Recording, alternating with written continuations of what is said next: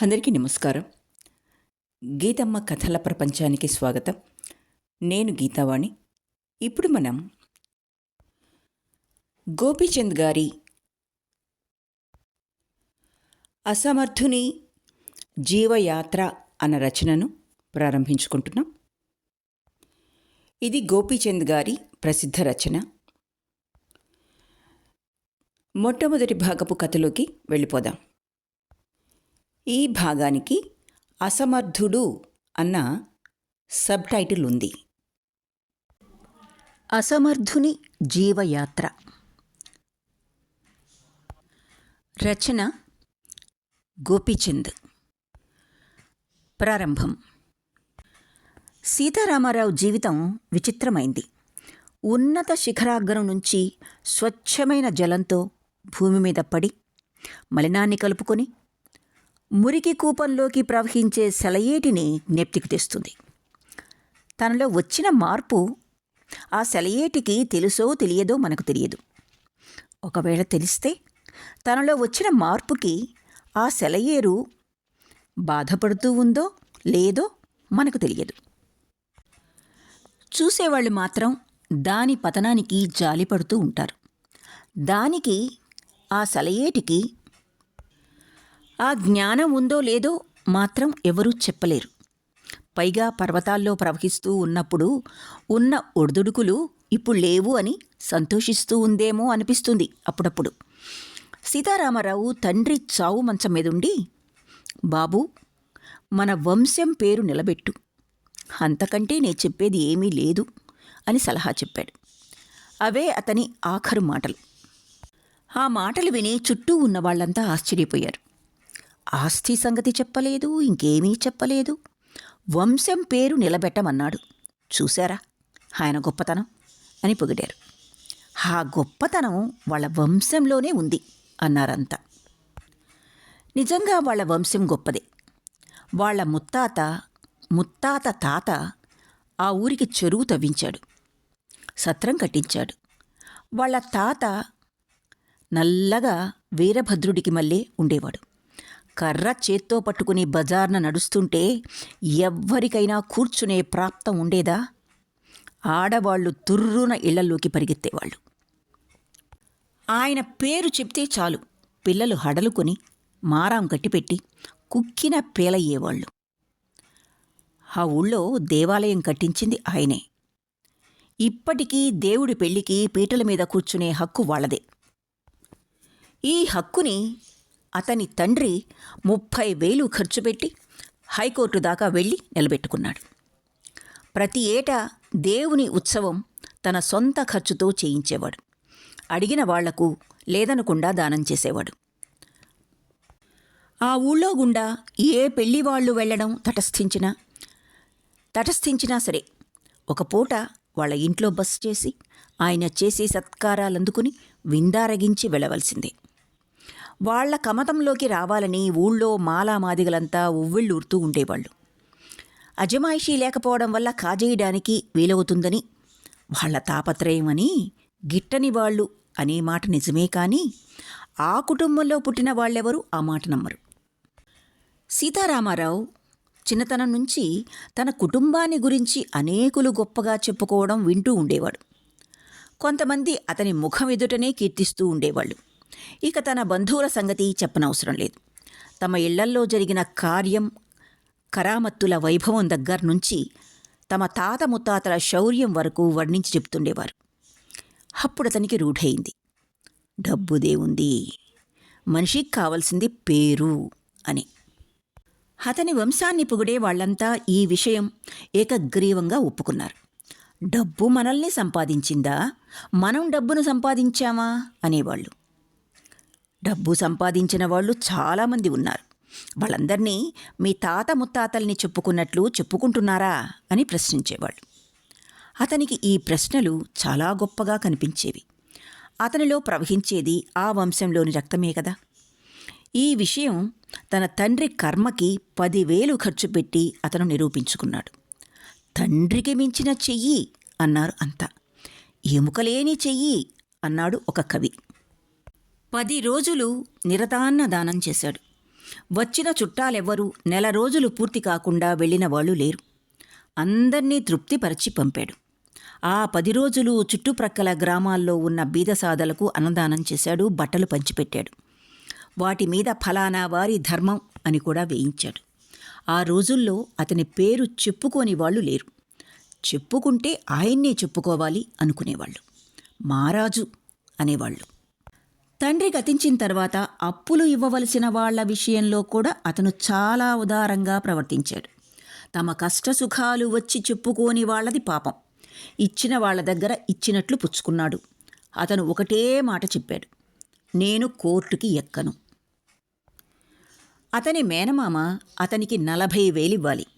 అది కూడా అతడు పరిష్కారం చేసుకున్నాడు. ఒకరోజు మేనమామ వచ్చి తన ఊరు తీసుకెళ్ళాడు. తన ఇంటికి తీసుకెళ్ళి ఎన్నో మర్యాదలు చేశాడు. అత్త కూడా రాక వచ్చావు, నువ్వు వస్తే చూడు బాబు, మా ఇల్లు కళకళలాడుతున్నది అన్నది. తాను వచ్చినందుకు వాళ్ళు పడిన సంతోషం, వాళ్ళు చేసిన మర్యాదలు చూస్తే అతనికి అమితానందం కలిగింది. 4వ రోజు మేనమామ తన కుటుంబ పరిస్థితులు చెప్పుకుంటూ, బాబు, నేనంత డబ్బు ఇచ్చుకోలేను, పిల్లలు గలవాణ్ణి, 10 ఎకరాల మాగాణి నిక్షేపం లాంటిది రాసిస్తాను, నా కాపరం నిలబెట్టు, నీకీ డబ్బు ఒక లెక్కలు ఉంది కాదు, చదువుకున్నవాడివి, సమర్థుడివి, రేపట్నుంచి ఎంత సంపాదించాలంటే అంత సంపాదించుకోగలవు అన్నాడు. సంపాదించుకోకపోతే మాత్రం నీకు సహాయం చేయకూడదా మామా అన్నాడతను. సంపాదించే అవకాశం ఉంది గనక ఇతరులకు సహాయం చేస్తున్నాడనుకోవడం అతనికి బొత్తిగా బాగాలేదు. సూర్యుని తేజస్సుకు మల్లే, రత్నాల కాంతికి మల్లే దాతృత్వం అతని స్వభావం. ఎందుకు చేయకూడదు బాబూ, మేమేం పరాయి వాళ్ళమా అంది అత్త. పరాయి వాళ్లకు మాత్రం సహాయం చేయకూడదా అత్త? అది వేరు అంది అత్త. కానీ తరువాత ఏమనాలో ఆమెకు తోచలేదు. నాయనా, మీ బాబు చచ్చి ఏ స్వర్గాన ఉన్నాడో ఒక్కనాడైనా బాకీ సంగతి ఎత్తేవాడు కాదు అన్నాడు మామ. అతడు అప్పటికప్పుడే 10 ఎకరాలిస్తానని మాట జారినందుకు పశ్చాత్తాపపడటం మొదలుపెట్టాడు. నేను మాత్రం మీ మాట కాదన్నానా?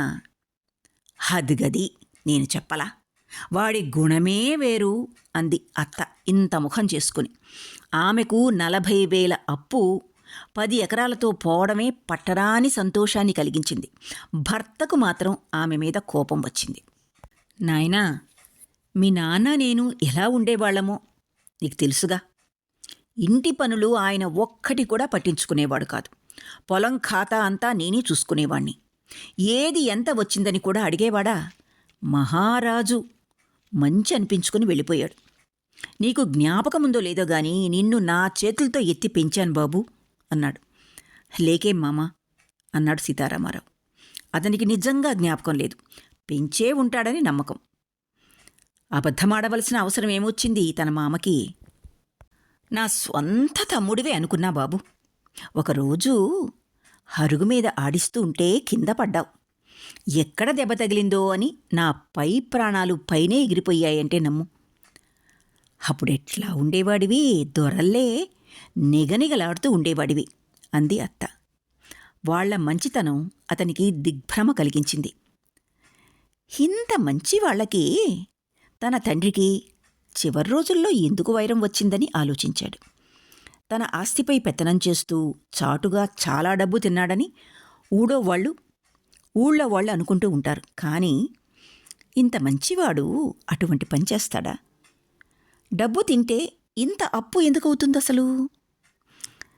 గిట్టని వాళ్ళు అనే మాటలివి. తన తండ్రికి చెప్పుడు మాటలు వినే స్వభావం ఉంది. ఎవరో లేనిపోని మాటలు చెప్పి తన తండ్రికి మేనమామకి తగాదా పెట్టుంటారు. అతనిలా ఆలోచిస్తూ ఉంటే మేనమామకి అనుమానం వేసింది. అన్నమాట ఎక్కడ జారతాడో అని. అందుకని వెంటనే, సరే బాబూ, నీ ఇష్టం వచ్చినట్టు చెయ్యి, అన్నీ తెలిసినవాడివి, నీకు నే చెప్పేదేముంది, మరి ఇవాళే రాతకోతలు పూర్తి చేసుకుందామా అని అడిగాడు. సీతారామారావు తనకు రావలసిన 40,000కు గాను 10 ఎకరాలు రాయించుకుని పరిష్కారం చేసుకున్నాడు. అత్త మేనమామలు అతన్ని దీవించి పంపారు. ఊళ్ళో వాళ్ళంతా ఊరు బయటికి సాగనంపి సెలవు తీసుకున్నారు. ఆ రోజుల్లో ఒకరికి సహాయం చేయడం అంటే పరమానందంగా ఉండేది. ప్రతివాళ్ళు అతన్ని గౌరవిస్తూ ఉండేవాళ్ళు. ఇంతకంటే ఏం కావాలి? బ్రతికిన 4 రోజులు ఇలా బ్రతికితే చాలదు. 10 మందితో మంచనిపించుకొని పొమ్మన్నారు కదా పెద్దలు. ఇంత చిన్నతనంలో ఇంత బుద్ధి ఉండటం ఎక్కడా చూడలేదు అన్నారు అంతా. అది వాళ్ళ వంశంలోనే ఉంది అని వాళ్ళల్లో వాళ్లే జవాబు చెప్పుకున్నారు. తండ్రి కోరిక నెరవేర్చాననే ఆనందం, వంశం పేరు నిలబెట్టాననే గర్వం అతనికుండేవి ఆ రోజుల్లో. ఆ ఊళ్ళోనే రామయ్య అనే వృద్ధుడొకడుండేవాడు. అతన్ని అంతా తాత అని పిలుస్తుండేవాళ్ళు. అతనికి సీతారామారావు కుటుంబం అంటే తగని అభిమానం. బాబూ, కుర్రవాడివి, ప్రపంచానుభవం తక్కువ, కొంచెం తెలిసి మెలగాలి అని సలహా చెప్తుండేవాడు. నేను తెలిసే చేస్తున్నా తాత అనేవాడు సీతారామారావు. చేతుల్లో 4 రాళ్లుంటే అంతా మూగుతారు. తరువాత మన మొగం చూచేవాళ్ళుండరు బాబు. మళ్ళీ ముఖం చూస్తారనే ఆపేక్షతోనే నేను ఈ పనులు చేయటం లేదు తాత. చేయడం కోసమే చేస్తున్నాను. పశ్చాత్తాపపడవలసిన పనులేవి చేయకు బాబు. పశ్చాత్తాపపడవలసి వస్తే హృదయంలో తేళ్ళు జెర్రులు నివాసం ఏర్పరచుకుంటాయి. నువ్విప్పుడు మంచి పనులనుకునేవన్నీ ఎదురు తిరుగుతాయి. ఇప్పుడు నీ వల్ల సహాయం పొందేవాళ్లనే విరోధం చేసుకుంటావు. నీ మంచే నీ పతనానికి కారణమవుతుంది. నేను ప్రతిఫలం కోరలేదు తాత. అది ఒక్కటే చాలదు బాబూ అనేవాడు రామయ్య తాత. అతడు చిన్నతనంలో చాలా ఉన్నతమైన ఆశయాలు కలిగి ఉండేవాడు. ఆదర్శవంతమైన జీవితం గడపాలని ఉవ్విళ్ళూరుతుండేవాడు. నిత్యం ప్రయత్నిస్తూ ఉండేవాడు. భావనలో, పలుకులో, ప్రవర్తనలో అభిలాష వ్యక్తమవుతూ ఉండేది. మిగిలిన వాళ్లంతా నిత్య జీవితంలోని చిల్లర విషయాల్లో మునిగి తేలుతూ ఉంటే అతను వాటికి అతీతంగా ఉండి ఎప్పుడూ ఏదో ఒకటి ఆలోచిస్తూ ఉండేవాడు. తన చుట్టూ జరుగుతున్న కుటుంబ జీవితం అతని మనస్సుని ఎక్కువ కష్టపెట్టేది. పెళ్లి చేసుకోవడం, పిల్లల్ని కనడం, ఆరోగ్యం చెడగొట్టుకుని ఇసురోమని తిరగటం, పిల్లల కోసం నీచంగా తాపత్రయపడడం అతని మెత్తని హృదయానికి గంట్లు పెట్టేవి. కొంతమంది ఆడవాళ్లు గర్భిణితో తిరగడం, నీళ్లాడేటప్పుడు వాళ్ళు పడే బాధ, పిల్లలకు వాళ్ళు చేసే సపర్యలు చూస్తే అతనికి పరమ అసహ్యంగా ఉండేది. ఎంత ఆలోచించినా మనుష్యులు ఏ సుఖం కోరి పెళ్లిళ్ళు చేసుకుంటున్నారో అతనికి బోధపడేది కాదు. పెళ్ళైన 4వ రోజు నుంచి భర్త భార్యను కష్టపెడుతూనే ఉంటాడు. భార్య కూడా ఉడతా భక్తి, తాను అతనికి కష్టం కలిగిస్తూనే ఉంటుంది. ఇంత పొద్దుపోయి వచ్చారే, అవునులేండి, మీకిప్పుడు కాపురం కావలసి వచ్చిందా అంటుంది. రత్తమొదినా, నా సంగతి నీకు తెలుసుగా. కాపురానికొచ్చి ఇన్ని ఏళ్లయింది కదా, ఎన్నడైనా గడప దాటి ఎరుగుదునా? పరపురుషుడి ముఖమైనా చూచి ఎరుగుదునా? మరెందుకో వారికి నా మీద అంత కోపం అని ప్రచారం మొదలుపెడుతుంది. అనుక్షణం ఏ నుయ్యో గొయ్యో చూచుకుంటానని బెదిరిస్తుంది. భర్త మీద కోపం పిల్లల్ని కొట్టి తీర్చుకుంటుంది. కానీ మానవులు పెళ్ళిళ్ళు మాత్రం మానుకోరు. పోనీ పొరపాటు పడుతున్నారేమో అనుకుంటే అన్నీ తెలిసిన వాళ్లే 3-4 పెళ్ళిళ్ళు కూడా ఒకదాని తర్వాత ఒకటి చేసుకోవటానికి ఏమాత్రం సంకోచించడం లేదు. అతనికి మాత్రం కుటుంబ జీవితం అమిత రోతగా ఉండేది. ఇల్లాలు నీళ్లాడినప్పుడే కాక సంసారం ఎప్పుడూ పురిటికంపు కొడుతూ ఉండేది. కొంతమంది ఆడవాళ్లు ఎప్పుడో రాబోయే కాన్పుకని, పుట్టబోయే పిల్లవాడి పక్క కిందకని పెళ్ళైన దగ్గర్నుంచి చిరిగిపోయిన బట్టలు పోగు చేస్తూ ఉంటారు. గర్భిణీ వచ్చినప్పటి నుంచి బియ్యం పోసుకుని తీరిగ్గా కూర్చుని మట్టిగడ్డలేరుకొని తింటూ ఉంటారు. ఇవన్నీ అతనికి కంపరం పుట్టించేవి. తండ్రులు కూతుళ్లకు మొగుళ్లను వెతకటం అతనికి చాలా హేయంగా కనబడేది. మా అమ్మాయి పుష్టిగా ఉంటుంది, పీలగా ఉండే కుర్రవాడు పనికిరాడని పిల్ల తండ్రి చెప్తూ ఉంటే అతనికి పశు ప్రదర్శనలు జ్ఞాపకానికొచ్చేవి. ప్రత్యక్షంగా కళ్ళతో చూస్తూ పెళ్ళి ఎలా చేసుకోవటం?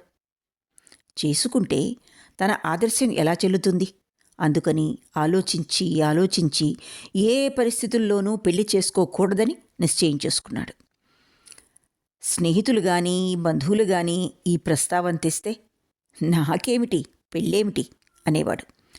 తనను అందర్నీ చూచినట్టు చూడటం అతనికి కష్టం వేసేది. వాళ్ళు తెలివిగా నవ్వుతూ మేము ఇట్లా అన్నవాళ్లమే లేవోయ్ అనేవారు. అతని మాట నమ్మేవాళ్ళు కాదు. చెప్పుదువు, నువ్వు అంగీకరిస్తే రత్నంలాంటి పిల్లని తెచ్చి చేస్తాం అనేవాళ్ళు. అతను మనసులో కలవరపడి నేను సుఖపడ్డం మీకు ఇష్టం లేదా అని గంభీరంగా ప్రశ్నించేవాడు. అయితే ఎక్కడన్నా ఏర్పాటు చేసావా ఏమిటోయ్ అని ప్రశ్నించేవాళ్ళు స్నేహితులు చాలా కుతూహలంగా. అతను గుక్క తిప్పుకొని మీకు అర్థం కాదు అనేవాడు. అటువంటి అతను పెళ్లి చేసుకుంటున్నాడని తెలిసేటప్పటికీ స్నేహితులు బంధువులు విస్తుపోవటంలో ఆశ్చర్యమేముంది. ప్రతివాడు వచ్చి అతన్ని అడిగేవాడు యథార్థం తెలుసుకోవాలనే ఉద్దేశంతో. హేమోయ్, పెళ్లి చేసుకుంటున్నావట నిజమేనా? చేసుకుంటున్నాను. ఏ ఇలా చేశావు? నేను పెళ్ళికి ఒక నూతనార్థం కల్పిస్తాను. ఏమిటది? నేను మీ అందరికి మళ్ళీ ఈ యంత్రానికి బానిసను అనను. దాన్ని నా సిద్ధాంతానికి ఉపయోగించుకుంటాను. ఎట్లాగో కొంచెం చెప్పు, మీరే చూస్తారుగా అనేవాడు. తన అభిప్రాయాలు వాళ్లతో చర్చించడానికి అతనికి ఇష్టం లేదు. అసలు సంగతి ఏమిటంటే అప్పుడతను గురుకులంలో చదువుకుంటున్న ఇందిరను ప్రేమించడం జరిగింది. పెళ్లి చేసుకోకపోతే ఏం చేసేటట్టు? పెళ్లి చేసుకోకపోతే ఆమె దగ్గరికి రానివ్వదు. పైగా ఆమె తండ్రి పోలీసు ఉద్యోగి. కాబట్టి పిల్లలు కలగకుండా జాగ్రత్తపడి తన భార్యకు కూడా స్వాతంత్రం ఇస్తే పెళ్లిలో ఉన్న చెడు తనకు అంటదు అనుకున్నాడు. ఆమె జీవితం ఆమెది, నా జీవితం నాది, మధ్య మధ్య ఆనంద డోలికలు అనుకున్నాడు. కానీ అతడు అనుకున్నట్లు ఏమీ జరగలేదు. సంవత్సరం తిరిగి వచ్చేటప్పటికి పొత్తిగుడ్డలు కరువైనాయి. తన భార్య బియ్యంలో మట్టిగడ్డలు ఏరడం మొదలుపెట్టింది. అతనికి ఒక ఆడ శిశువు జన్మించింది. ఆనాడు అతను పడ్డ బాధ పైన భగవంతుడికి క్రింద భూదేవికి తెలియాలి. భార్య నొప్పులు పడుతుంటే ఈ హింసలకు నేనే కారణం, నేను బ్రహ్మరాక్షసిని, మహాపాతకిని అని తన్ను తాను తిట్టుకుంటూ కన్నీరు కారుస్తూ కూర్చున్నాడు. మారణ యంత్రం తన్ను వశం చేసుకుంటున్నదని గ్రహించాడు. కానీ ఏం లాభం? 5 సంవత్సరాలు దాటేటప్పటికీ 2 పిల్లలు కలిగారు. 3 గర్భస్రావాలు జరిగినాయి. అతడు జీవితం చేతుల్లో కీలుబొమ్మ అయ్యాడు. పరిస్థితులు తారుమారైనాయి. ఉద్యోగం చేయక తప్పింది కాదు. అతని మామ ఒక పెద్ద ఫరంలో గుమస్తాగిరి ఇప్పించాడు. మా అల్లుడు కొంచెం చాదస్తుడు, ఒక కంట కనిపెడుతూ ఉండండి అని మేనేజర్తో చెప్పి పోయాడు. ఇకనైనా జాగ్రత్తగా ఉండు, అప్పుడప్పుడు మేనేజర్ ఇంటికి వెళ్ళి వస్తూ ఉండు, పెద్దవాళ్ళ దర్శనం చేసుకోవడం ఎప్పటికైనా మంచిది అని అతనికి బోధించి వెళ్ళాడు. తన మామ సహాయంతో పొట్టపోసుకోవలసి వచ్చినందుకు చాలా కించపడ్డాడు. తన మామకి తను ఎంత లోకు అయి ఉంటాడు. తన భార్య తనను గురించి ఏమనుకుంటుంది? స్నేహితులు కొంటె నవ్వులు నవ్వటం మొదలుపెట్టారు. ఒకరిద్దరు, ఇదేనా నీవు పెళ్లికి కల్పించిన నూతన అర్థం అని అడిగారు. నీ మాట నువ్వు నిలబెట్టుకున్నావు, కానీ నువ్వు పెళ్లికి బానిసయ్యావా ఏమిటి? మామకయ్యావు గాని అన్నారు కొందరు. అతనికి మామ మీద కోపం వచ్చింది.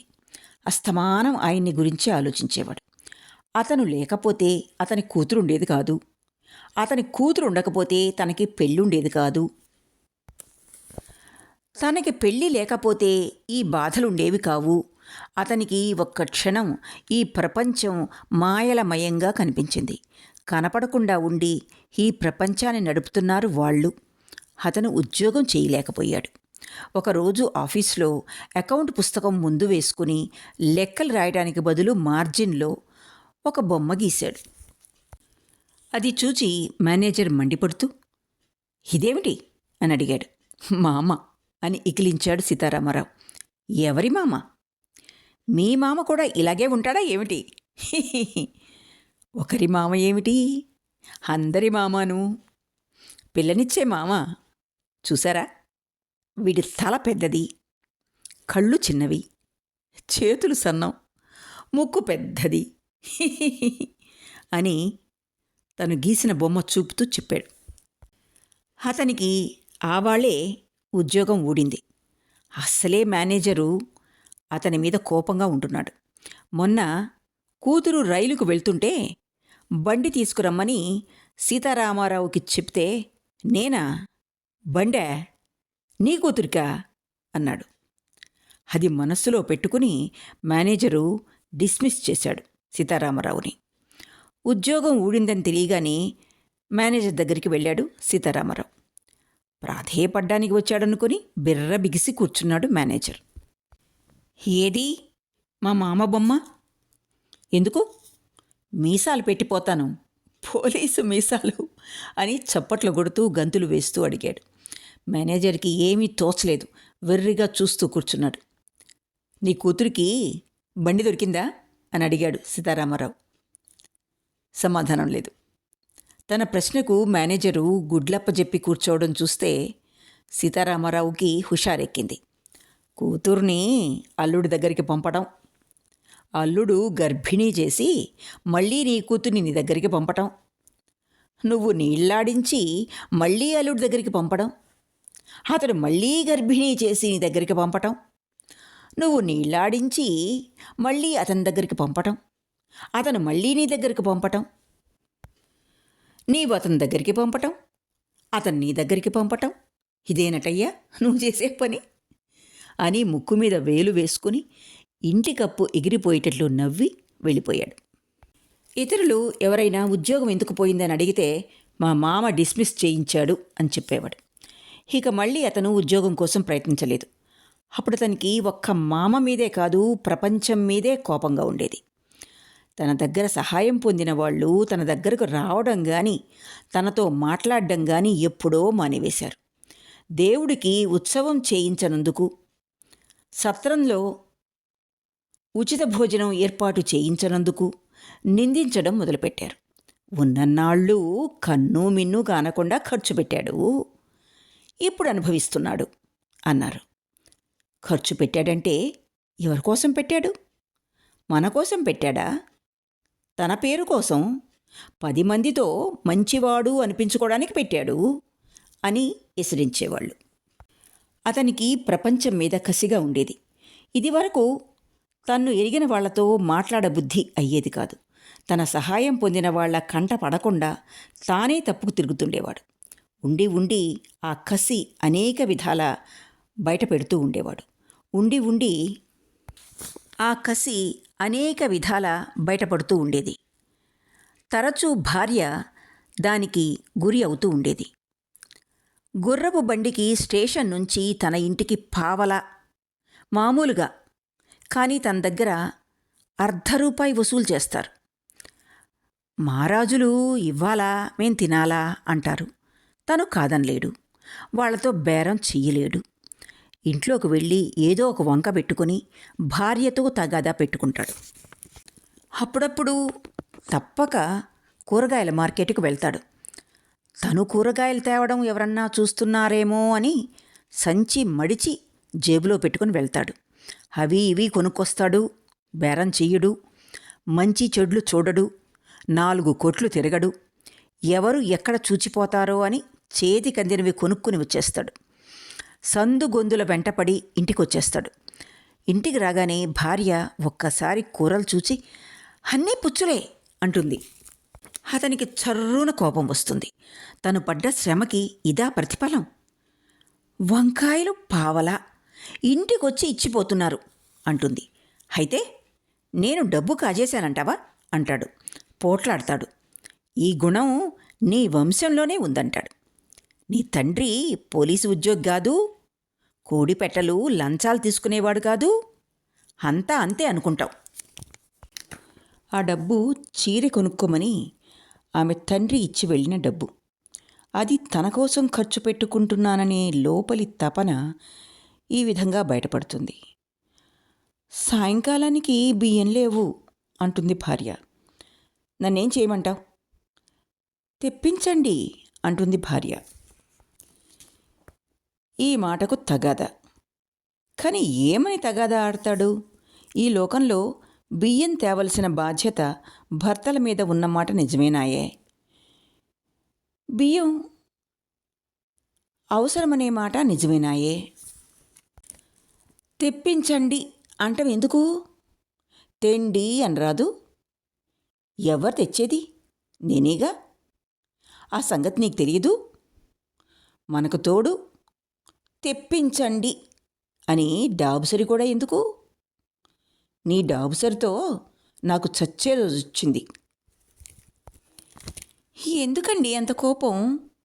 ఇప్పుడు నేనేమన్నాను అంటుంది భార్య. కోపమా? పైగా నాకు కోపం అంటున్నావా? గుండెలు మరిగే మాటలనేది ఏమన్నా అంటే కోపం అనేది. నువ్వనే మాటలని బాగున్నాయే. నేను సంపాదించడం లేదనేగా నీకీ అలుసు. ఇంతకీ నిన్నని ఏం ప్రయోజనం? నాకు బుద్ధి లేదు అని కన్నీరు పెట్టుకుంటాడు. ఆ రోజుల్లో అతనొక పాట రాశాడు. పడగొట్టండోయ్ తాజ్మహల్, తవ్వండయ్యోయ్ తుగ్లక్ గోరి, చిదిమెయ్యండోయ్ స్త్రీ సౌందర్యం, నలిపెయ్యండోయ్ పువ్వుల మొవ్వలు, దోచెయ్యండోయ్ ధనవంతుల, చంపెయ్యండోయ్ క్షుధార్తుల, రుధిరం రక్తం చిందాలోయ్, పుర్రెలు ఎముకలు నవ్వాలోయ్. అతను ప్రస్తుతం ఇల్లు కదలడం లేదు. ఇంటి 4 గోడలే అతని జీవితానికి సరిహద్దులైనాయి. అతని మనస్తత్వం పూర్తిగా మారిపోయింది. ఏదో పని ఉన్నట్లు ఎప్పుడూ తిరిగేవాళ్ళని చూస్తే ఒకప్పుడు నవ్వు, ఒకప్పుడు కోపం కలుగుతూ ఉండేవి. అప్పుడప్పుడు ఎవరైనా కనబడి ఏం చేస్తున్నారు అని అడిగేవారు. ఏముంది చేయటానికి అనేవాడు. ఈ జవాబు వాళ్ళకి విచిత్రంగా కనిపించేది. వాళ్ళు ఒక్క క్షణం నిలబడి ఆలోచించుకోరు. ఆలోచించుకుంటే వాళ్ళకి తెలుస్తుంది. వాళ్ళు అజ్ఞానులు. ఈ ప్రపంచం అజ్ఞానుల కోసం చెయ్యబడ్డదే అవడం వల్ల వాళ్ళు సుఖపడుతున్నారు, హాయిగా జీవితం గడుపుతున్నారు. అంతేగాని ఆలోచించి చూస్తే ఈ ప్రపంచంలో ఏముంది? ఏం చేయడానికైనా ఈ ప్రపంచం అనుక్షణం మారుతూ ఉంటుంది. కానీ ఈ మార్పు ఎందుకో ఎవ్వరికీ అర్థం కాదు. ఈ మార్పుకి ఆదర్శం ఉన్నట్టు కనబడదు. ఇక మానవుడు చేసేది ఏమిటి? కొంతమంది సంఘ సంస్కరణ విప్లవం అంటూ తిరుగుతూ ఉంటారు. ఏదో బ్రహ్మాండమైన పని చేస్తున్నట్టు వాళ్ళు రొమ్ములు విరుచుకొని కేకలు వేసుకుంటూ తిరుగుతూ ఉంటే వాళ్ళని చూచిన కొద్దీ జాలి వేసేది సీతారామారావుకి. ఏమిటి వీళ్ళు చేసేది? సంఘానికి పరిపక్వ దశ అనేది లేదు కదా. మరి దేనికోసం వీళ్ళ ఆర్భాటం? ఒక సమస్యని పరిష్కరిస్తే ఆ సమస్య పరిష్కారంలో నుంచే మరొక సమస్య పుట్టుకొస్తుందని పెద్దలు చెప్తున్నారు. ఇదే ప్రపంచ పరిణామం అని కూడా అంటున్నారు. కాబట్టి ఎప్పటికప్పుడు మానవుల్ని బాధపెట్టే సమస్య ఏదో ఒకటి ఉంటూనే ఉంటుంది. కొంతమంది మానవులు బాధపడుతూనే ఉంటారు. ఇక వీళ్ళు చేసేదేమిటి? తమ్ము తాము మోసం చేసుకుంటున్నారా? ప్రజల్ని మోసం చేస్తున్నారా? మరి ఇంతమంది నాయకులు, ఇంతమంది మేధాసంపన్నులు, శాస్త్రవేత్తలు ఉన్నారే, వీళ్ళంతా ఈ మాత్రం తెలియకేనా ఇన్ని కష్టాలు పడుతున్నారు? ఈ ప్రశ్నకు అతనికి వెంటనే జవాబు దొరికింది. కుర్రతనంలో ఉబలాటం కొద్దీ సంఘానికి సేవ చేయాలని బయలుదేరతారు. ఇప్పుడున్న సంఘంలో బాధపడే వాళ్ళని చూచి ఉద్ధరిద్దామని బయలుదేరతారు. కొన్నాళ్లకు తాము చేసే పని పట్ల ఏమీ లాభం లేదని తెలిసినప్పటికీ వెనక్కు తగ్గే అవకాశం ఉండదు. యథార్థం చెప్పే ధైర్యం ఉండదు. అప్పటికే సంఘంలో వాళ్లకు గౌరవస్థానం లభించి ఉంటుంది.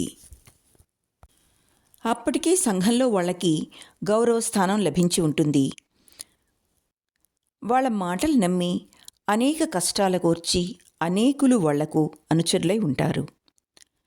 వాళ్ళకి ఏం చెప్పేటట్టు? నేను ఇదివరకు చెప్పిందంతా తప్పు అంటే వాళ్ళు ఊరుకుంటారా? అతని మాటలు నమ్మి తాము చేసిన స్వార్థత్యాగం, పడిన కష్టాలన్నీ జ్ఞాపకం వస్తే ఇంకేముంది, కొంపలు కూలిపోవు. అందుకని వాళ్లకు సత్యం తెలిసినా పైకి చెప్పరు. యథాప్రకారం జీవయాత్ర సాగిస్తారు. చచ్చే వరకు తమకు నమ్మకం లేకపోయినా సంఘ సంస్కరణ, విప్లవం అంటూనే ఉంటారు. ఈ విధంగా ఆలోచిస్తూ ఉండేటప్పటికీ అప్పుడు పనిచేస్తున్న సంఘ సంస్కర్తలంతా ఒక్కొక్కరే జ్ఞాపకం వచ్చారు సీతారామారావుకి. ఒక కుర్రవాడు రాజకీయాల్లో బాగా పనిచేస్తుండేవాడు. అటువంటి కుర్రవాడికి తన కూతుర్నిచ్చి పెళ్లి చేసి ఒక దేశ నాయకుడు అతన్ని రాజకీయాల్లో నుంచి విరమింపజేసి ఒక దినపత్రికలో ప్రవేశపెట్టాడు. మరొక నాయకుడు కూతురికి ఉన్నత విద్యాభ్యాసం ఇప్పించి రాజకీయాల్లో ఎన్నడూ దిగే వీల్లేని ఒకడికిచ్చి వివాహం చేశాడు. మరొక దేశ నాయకుడు తన కొడుకును ఇన్సూరెన్స్ కంపెనీలో పెద్ద ఉద్యోగంలో ప్రవేశపెట్టాడు. తాము చేసే పనిలో, చెప్పే మాటల్లో తమకు నమ్మకముంటే ఈ పనులెందుకు చేస్తారు ఆ దేశ నాయకులు అనుకున్నాడు సీతారామారావు. వాళ్ళ ఇష్టానికి విడిచిపెట్టాం అంటారు పైకి, కానీ వాళ్లల్లో మాత్రం మేం పడే కష్టాలు చూస్తూ ఉన్నావుగా, తర్వాత నీ ఇష్టం అంటారు. ఇక వాళ్ళ ఇష్టం ఏముంటుంది? ఈ రహస్యం తెలియని మూర్ఖులు, అమాయకులు ఏదో వాళ్ళకి ఆ సహాయం చేస్తున్నాం, ఈ సహాయం చేస్తున్నాం అని కష్టపడుతూ ఉంటారు. కానీ అన్నీ తెలిసినా తనెందుకు పడాలి? తనకేం పట్టింది? అతనికి వీళ్ళంటేనే కాదు, సంతోషంగా కాలం గడిపే ఎవరిని చూచినా హాస్యాస్పదంగానే ఉండేది. ఏం చూసుకుని వాళ్ళంతా సంతోషపడుతున్నారో అర్థమయ్యేది కాదు. కుర్రాళ్ళు, అమాయకులు అనుకునేవాడు. ఒకప్పుడు రామయ్య తాత తనకు చెప్పిన మాటల్నే తను ఇప్పుడు ఇతరులకు చెప్పడం మొదలుపెట్టాడు. వాళ్ళేమన్నా అంటే, ఒకప్పుడు నేను ఇట్లానే అనుకున్నవాణ్ణి అనేవాడు. ఒకప్పుడు తనకు తన స్నేహితులు చెప్పిన మాటలే ఇప్పుడు అతను ఇతరులకు చెప్తున్నాడు. ఈ ప్రపంచంలో మనం చేయదగింది ఏమీ లేదు అనేవాడు. ఆ సంగతి మాకు తెలుసు అనేవాళ్ళు కొంతమంది కుర్రవాళ్ళు. తెలిస్తే మరి మీరేమిటి చేసేది? మాకు ఏది సుఖమనిపిస్తే అది చేస్తున్నాం. సుఖమంటే ఏమిటి? సుఖం ఎక్కడుంది? మృగాల కంటే మీరు సుఖంగా ఉన్నారని మీరు చెప్పగలరా? సుఖం బుద్ధిలో ఉంటుంది, తృప్తి పట్టణంలో ఉంటుంది. రాత్రింబగళ్ళు పొలాల్లో పనిచేసే కూలివాడి కంటే ధనవంతుడు సుఖపడుతున్నాడని ఎవరు చెప్పగలరు? సర్వసంగ పరిత్యాగి కన్నా భోగి సుఖపడుతున్నాడని ఎవరు చెప్పగలరు? అజ్ఞాని కన్నా జ్ఞాని సుఖపడుతున్నాడని ఎవరు చెప్పగలరు? ఆలోచించి చూస్తే ఈ ప్రపంచంలో నిజంగా సుఖపడేది అజ్ఞానే అని తేలుతుంది. అజ్ఞానిని ఆలోచనలు వేధించవు. తనకు అందని ఆదర్శాలతో హైరానా పడడు. అతనికున్న సుఖం మరెవరికీ ఉండదు అనేవాడు. ఆకర్షవంతంగా అలంకరించుకొని అందంగా ఉండే ఆడవాళ్ళని చూస్తే అతనికి మరీ కంపరం పుట్టేది. ఏం చూసుకుని వీళ్ళకి నిక్కు? వీళ్ళు మామూలు ఆడవాళ్లకు మళ్ళీ రోజూ కాలకృత్యాలు తీర్చుకునేవాళ్లేగా అనుకునేవాడు. అతడు అనేక దృశ్యాలు ఊహించుకునేవాడు. ఊహించుకున్న కొద్దీ ఆ ఆడవాళ్లు ఇళ్లల్లో చేసే పనులన్నీ వికారంగా కనిపించేవి. వీళ్లలో ఒక ఆవిడికి ఏదో కష్టం వచ్చింది. మామూలు ఆడదానికి మళ్ళీ ఈ అందమైన ఆకర్షణీయమైన స్త్రీ కూడా కళ్ళ వెంట నీళ్లు కార్చుకుంటూ చీదివేస్తూ ఉంది. ఇటువంటి విషయాలన్నీ జ్ఞాపకం తెచ్చుకొని తనలో తాను నవ్వుకునేవాడు. ఇటువంటి వాళ్ళు ఆకర్షవంతంగా అలంకరించుకోవటానికి సిగ్గువేయదు కాబోలు. పైగా వీళ్ళకి అందంగా ఉంటామని ఒక్కొక్కళ్ళకి పుట్టెడు గర్వం ఎందుకో మళ్ళీ నవ్వుకునేవాడు. వీళ్ళ వెంట తిరిగే కుర్రవాళ్ళని చూస్తే అతనికి మరీ మండేది. వాళ్ల కోర్కెలు తీర్చటమే వీళ్ల పని. వాళ్ల వెనక తిరగడమే వీళ్ళ గొప్ప. చెంగు తగిలితే చాలు పరవశత్వం పొందుతారు. ఎందుకట్లా తిరగటం? ఆమె ఎంత అందంగా ఉంటుందనుకున్నావు అంటూ అంగలారుస్తారు. ఏమిటి అందం? మిగిలిన ఆడవాళ్లలో లేనివి ఆమెలో ఉన్నవి ఏమిటి? నీకు తెలియదు. తాను ప్రేమించినప్పుడు ప్రేమించలా? వీళ్ళందరికంటే ఎక్కువగానే ప్రేమించాడే. ఏమిటి తనకు తెలియంది? మీరది చాలా గొప్ప విషయం అనుకుంటున్నారు. పశువులకు మీకు భేదమేముంది? పశువులు ఇంకా నయం అని చెదరించుకునేవాడు. నీకు హృదయం లేదు అంటారు. ఈ మాటకు అతనికి కోపం వచ్చేది. యోగిని అయిన తర్వాత చింతామణి పాడిన సీసపద్యం పాడబుద్ధి అయ్యేది. ఇది ముక్కు అనుకుంటున్నారేమో, కాదు. జలుబు చేసినప్పుడు చూడండి. ఇవి కళ్ళనుకుంటున్నారేమో, కాదు, 2 తూట్లు. ఇవి స్తనాలనుకుంటున్నారేమో, కాదు, మాంసపు ముద్దలు. ఇది మన్మథ స్థానం అనుకుంటున్నారేమో, కాదు, తోలు బొక్క. ఈ వేదాంత సారం వాళ్లకు బోధించి రోగం కుదర్చాలనుకునేవాడు గాని తనని మరీ అసహించుకుంటారేమోనని భయపడి పస్తాయించేవాడు. తను చదువుకునే రోజుల్లో ఆడవాళ్ళు ఒక పెద్ద బస్సు నిండా ఎక్కి చదువుకోవడానికి కాలేజీకి వెళ్తుండేవాళ్ళు. వాళ్ళ మధ్య కూర్చోబుద్ధి అయ్యేది అతనికి. తాను కూర్చున్న తర్వాత బస్సు బోల్తా కొట్టాలని, ఒకళ్లకు మొహం దూక్కుపోవాలని, ఒకళ్లకు బుగ్గలు చీరుకుపోవాలని, ఒకళ్లకు కాళ్ళు విరగాలని అనిపించేది. అట్లా తయారైన వాళ్ళని ఊహించుకుంటే అతనికి ఎందుకో గాని చాలా సంతోషంగా ఉండేది. కానీ అట్లా కోరటం తప్పని ఆ భావాన్ని బలవంతంగా అణుచుకునేవాడు. పైకి రానిచ్చేవాడు కాదు. ఇప్పుడు మళ్ళీ అదే భావం వివిధ రూపాల్లో బహిర్గతం అవుతూ ఉంది. దాన్ని ఆపే శక్తి ఇప్పుడు అతనికి లేదు. అతడు అనేక రకాలైన ఆలోచనలతో మథనపడి చివరికి అసలు ఆలోచించడమే తప్పు అనే నిర్ణయానికి వచ్చాడు. అతి చిన్న విషయాన్ని గురించి దీర్ఘంగా ఆలోచించడమే తన బాధలకు మూల కారణం అనుకుంటున్నాడు. తీరిక ఉంటే ఆలోచనలు రాకతప్పవు. తీరిక లేకుండా చేసుకోవటానికి కాయ కష్టం మొదలుపెట్టాడు. ఇంట్లో పనులన్నీ అతనే చేసుకోవడం మొదలుపెట్టాడు. దొడ్డి నిండా కూరగాయ పాదులు పెట్టి అస్తమానం వాటికి నీళ్లు పోస్తూ కూర్చునేవాడు. ఈ పద్ధతి మొదట్లో బాగానే ఉంది అనిపించింది కానీ కొద్ది రోజులు గడిచేటప్పటికీ బలహీనం ఎక్కువైంది. కాయ కష్టం పడే అలవాటు అతనికి లేకపోవడం వల్ల శరీరంలో వేడి ఎక్కువై నిస్సత్తువుగా ఉండేది. ఎప్పుడూ ఒళ్ళంతా నొప్పులుగా ఉండేది. వీటి వల్ల అతనికి కోపం, చిరాకు ఎక్కువైనాయి. కుటుంబ జీవితం దుర్భరం చేసుకోవడం మొదలుపెట్టాడు. చీటికి మాటికి భార్యను తిట్టేవాడు, కూతుర్ని కొట్టేవాడు. రామయ్య తాత ఒకనాడు, "ఇది నీకు తగదబ్బాయి" అని చెప్పాడు. "ఎవరి పని వాళ్ళు చేసుకోవడం మంచిదేగా తాత. ఇది నువ్వు చేయవలసిన పని కాదు." "ఎందుకని?" "నీకు అలవాట్లేదు బాబూ. ఏదైనా ఉద్యోగం సంపాదించుకొని హాయిగా కాలం గడుపు" అన్నాడు. "ఈ జీవితం జంజాటం నేను పడలేను తాత." "మరి తప్పదు బాబూ. ఎక్కడికి పోయినా అది వెంటపడుతూనే ఉంటుంది. బ్రతికినన్నాళ్ళు ఏదో ఒక రకంగా జీవితంలో పాల్గొనవలసిందే. మనం దేనికి పనికి వస్తామో తెలుసుకుని ఆ పని చేస్తూ ఉండడం మంచిది. ఎప్పుడో ఒకసారి అందరం చావవలసిందేగా." "అవును బాబు. ఇక ఈ తాపత్రయం ఎందుకు? చచ్చి ఏం చెయ్యాలో తోచక బాబు. ఈ కష్టాలుండవుగా. ఈ కష్టాలుండవు, ఈ సుఖాలు ఉండవు, ఏమీ ఉండవు. ఏమీ లేని దానికన్నా ఈ జీవితమే మెరుగని కొందరి అభిప్రాయం." ఇంకొక సంగతి కూడా చెప్తారు.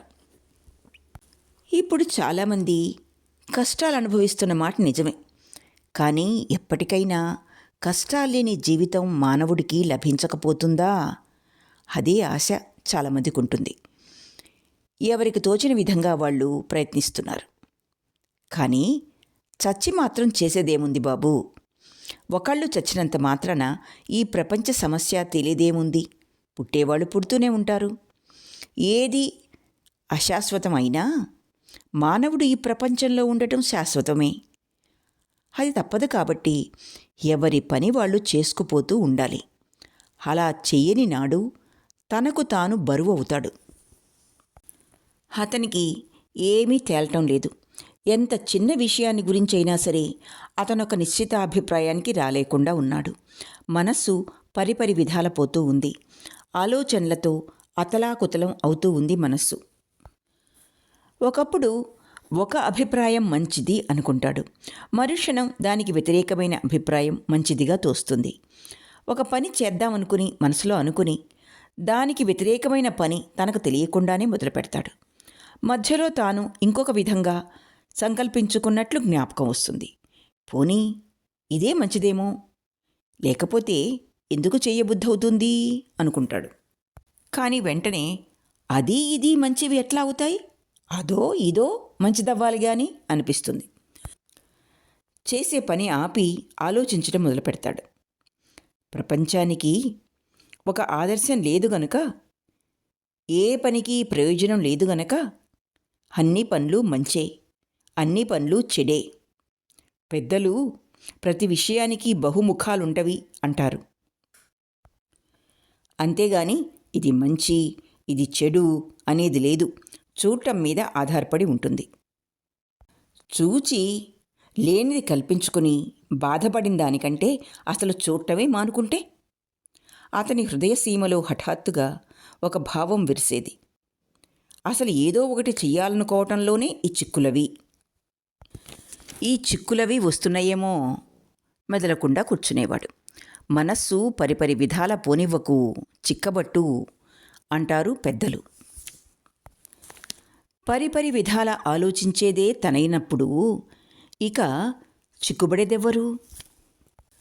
పరిస్థితుల వల్ల భావాలు మారతాయి. పరిస్థితులు మార్చుకోమని సలహా చెప్తారు కొందరు. పరిస్థితుల వల్ల పరిస్థితులు మార్చుకునే శక్తి లేక తను పడిపుంటే ఇక పరిస్థితుల్ని మార్చేదెవ్వరు? చూసేదాన్ని చూడు అంటారు వేదాంతులు. చూచేదే తనైనప్పుడు చేసేదాన్ని తనెట్లా చూస్తాడు? అతని జీవితం గొడవైపోయింది. తల ఆలోచనల పుట్ట అయిపోయింది. తలే కాదు, అతని జీవితమే ఆలోచనల గూడు. ఎప్పుడూ ముసుగు పెట్టుకుని పడుకొని కళ్ళు మూసుకుని బాహ్య ప్రపంచాన్ని మరచిపోయి ఆలోచించేవాడు. ప్రశ్న మీద ప్రశ్న పుట్టుకొచ్చేది కానీ ఏ ఒక ప్రశ్నకి సరైన జవాబు దొరికేది కాదు.